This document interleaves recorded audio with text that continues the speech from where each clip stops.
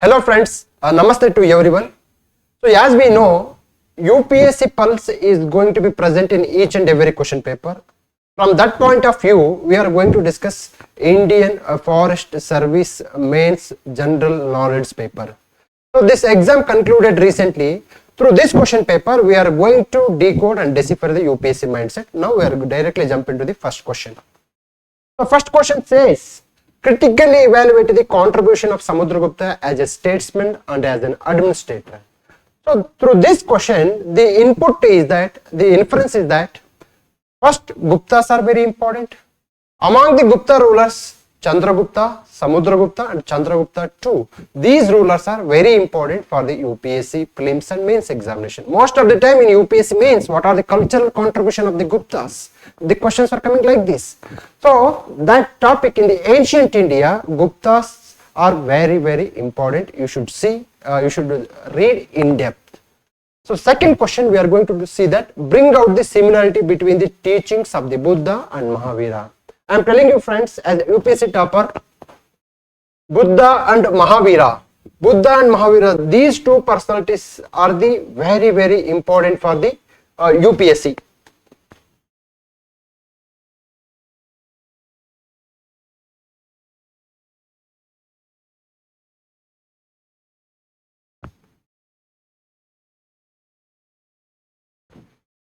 Yes, these two personalities, Buddha and Mahavira, these two personalities are very important. You should give Z plus security for them. The question is similarity between the teachings of Buddha and Mahavira. Many times questions related to what are the similarities of Buddha and Mahavira, the Jainism and Buddhism. Such type of questions appeared in prelims and mains also. So without Buddhism, without Jainism, there is no prelims paper at all. So this is the one theme, this is the theme. So Buddha's teaching and Mahavira teachings are very important for your examination. So you should get from this question paper. Then, to what extent can the decline of the Mughal Empire be attributed to the rise of Maratha power? Explain. So through this question, the themes are Mughals. So Mughals. Among the Mughal rulers, Akbar, Jahangir, these two personalities or emperors are important because the question related to Jahangir, because he was the font of painting. So Akbar's cultural policy, Akbar's religious policy are the important. Then Maratha, yes, Anglo-Maratha wars are very important for your both prelims and mains. You should see the what are the consequences after the Anglo-Maratha wars, why it is happened, when it was happened, what are the consequences after the Anglo-Maratha war. You should see only from this angle. Don't bother about the cultural contribution of the Maratha. Don't bother about the who are the rulers who ruled the Maratha Empire. They won't question. UPSC never bothers about such type of questions. UPSC is more bothered about what is their ambit. So they are going to ask the questions within the ambit of the UPSC. So we should know what is the ambit of the UPSC. Then question number D. How did social and religious movements provide a fillip in the social reforms of modern India? Friends, without social and religious movements, there is no question paper. So every question paper, most of the time, the question paper related to the question paper is going to ask a question related to the social and religious movement. For example, Brahma movement, Prarthana Samaj, Jyotirao Pillai, then Ishwar Chandra Vidyasagar. Certainly, one or other year, questions will come into your examination. You should see these socio-religious movements from the angle of the UPSC. I am telling you, and I am repeating and emphasizing again, you should see socio-religious movement from the angle of UPSC. What is meaning of UPSC angle? See, for UPSC aspirants, most of the students are going to read spectrum book. Yes, I do, and I have done that. But don't read each and every socio-religious movements which are mentioned in spectrum book. No, that is not fair. That is not good. You cannot remember all socio-religious movements. You should remember those movements which are appeared in the UPSC question paper for different examination. For example, CAPF, CDS, prelims, and such other. So I want to give a message to you. You have to see the socio-religious movements which are already appeared in previous year question paper. And what is the impact of what was the impact of social religious movements, whether they are successful, whether they have failure. You should see from those angles.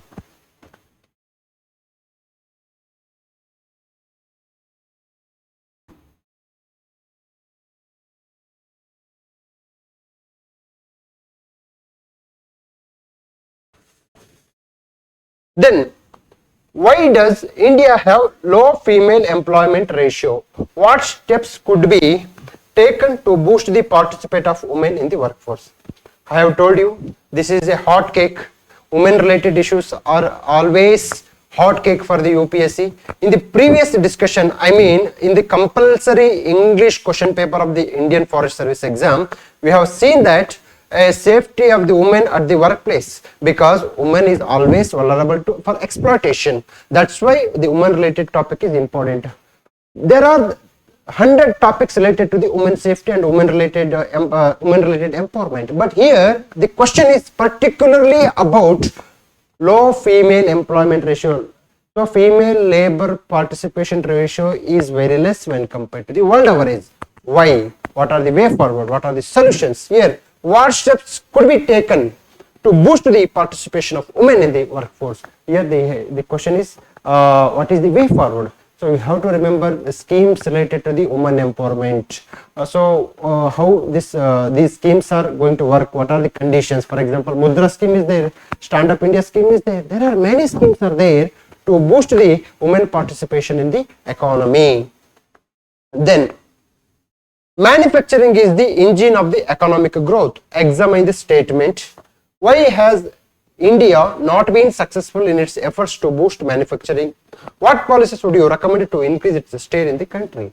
So here theme is manufacturing sector.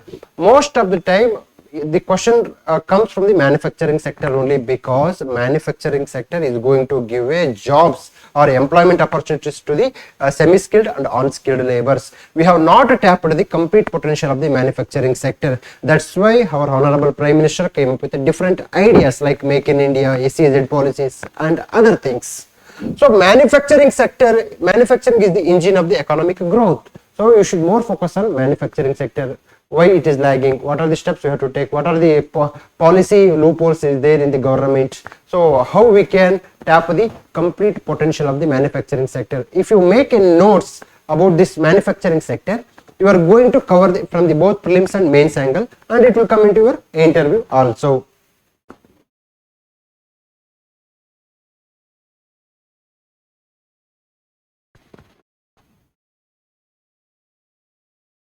Then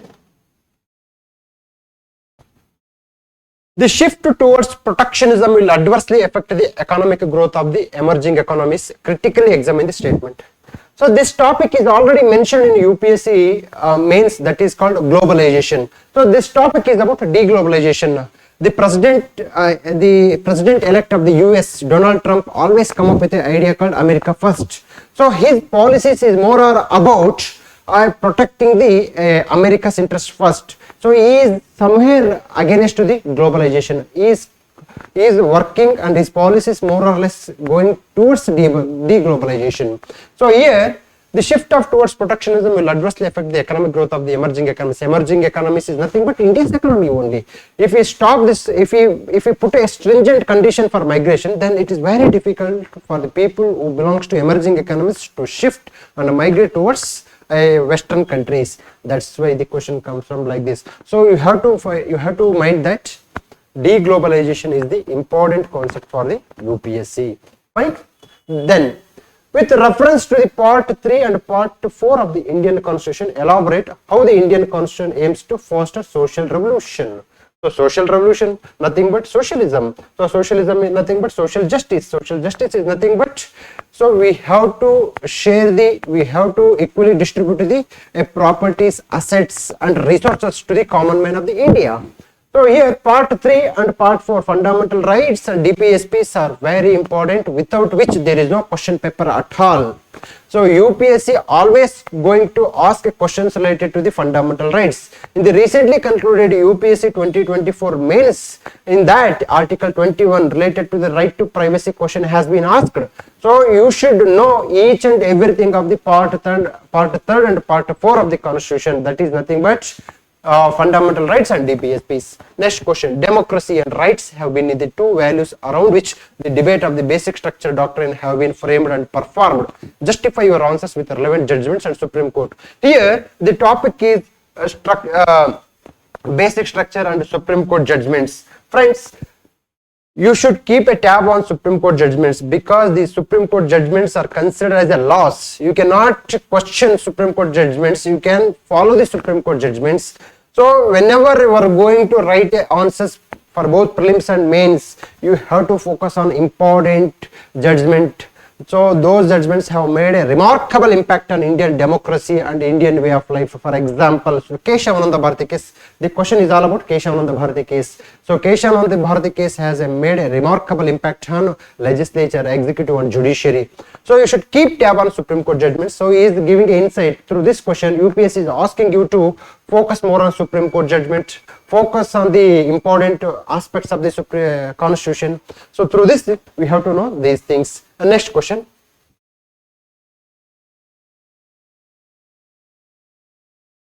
There is no scope for any agencies in India of direct control by people such as referendum. In the light of this statement, evaluate Indian democracy as a representative form of government. Yes, there are many tools for the people to change their exercise their votes. For example, referendum is there, plebiscite is there. You should know such type of concept. So you should know what is meaning of representative form of government, what are the consequences, what are the merits and demerits associated with the referendum and plebiscite. You should aware about such topics. Then discuss how the State Election Commission serves as the channel of the political expression at a local level, examine how it reconciles the people's basic desire and regional democratic needs. So this question is all about 73rd and 74th constitutional amendment. UPSC is more bothered about democratic decentralization. Certainly there is minimum one question related to the 73rd and 74th amendment it is going to appear in prelims. So you should know what are the challenges associated with the rural local self-government and urban local self-government. What are the second ARC committee recommendations? What are the observations made by the Manishankar Iyer committee? What are the way forwards? What are the loopholes through functionaries, finance and human resource problem is there? You should see from 360-degree angle about this question. My point is the theme is 73rd and 74th constitutional amendment is important for your examination process. Right?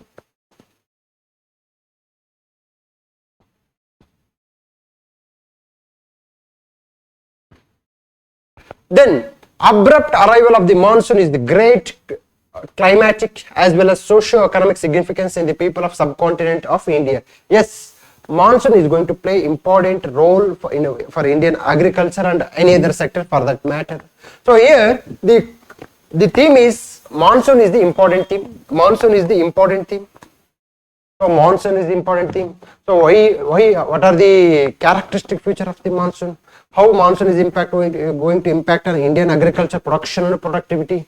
So what are the schemes related to the if monsoon fails? So how the government is going to protect the farmers if monsoon fails? Then it has told great climatic and socio-economic significance. Yes, not only for India, it is for whole Indian subcontinent. For example, Pakistan, Nepal, Bhutan, Bangladesh, Sri Lanka. All these countries which are related to the Indian subcontinent are affected by the monsoon. You should know the socio-economic significance and climatic significance. For example, how climate change and this increasing the temperature is going to impact on this monsoon, El Nino, La Nina. If you know such type of topics related to the monsoon, then you are going to make a preparation according to the UPSC. This is called tailor-made preparation for the UPSC. So next class we are going to discuss about the rest of the question. Thank you.